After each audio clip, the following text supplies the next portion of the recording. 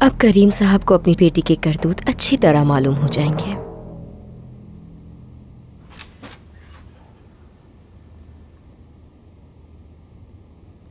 सुबह से कुछ भी नहीं खाया तुमने, अब कुछ खा लो नसरीन।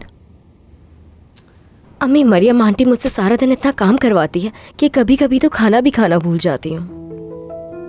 तुम देखना जहन्नुम में जाएंगे वो लोग। हाँ बिल्कुल जाएंगे। एक बात बताऊं तुम्हें, जब से मरियम से मेरी बहस हुई है ना, उस दिन के बाद से वो तुम्हारे पीछे हाथ धो के पड़ी हुई है। हर किसी का वक्त आएगा अम्मी, ये जो कुछ मेरे साथ कर रहे हैं सबका हिसाब लूंगी मैं, वादा करती हूँ। नसरीन, मैं तुम्हारे आगे हाथ जोड़ती हूँ, फिर से तमाशा मत लगाना। सुकून से बैठ जाओगी तो क्या हो जाएगा। आप फिक्र ना करें अम्मी, वो लोग पहले मेरे साथ गलत करते थे इसलिए मैं जवाब दिया करती थी, लेकिन अब तो ये मेरी बात तक नहीं सुनते।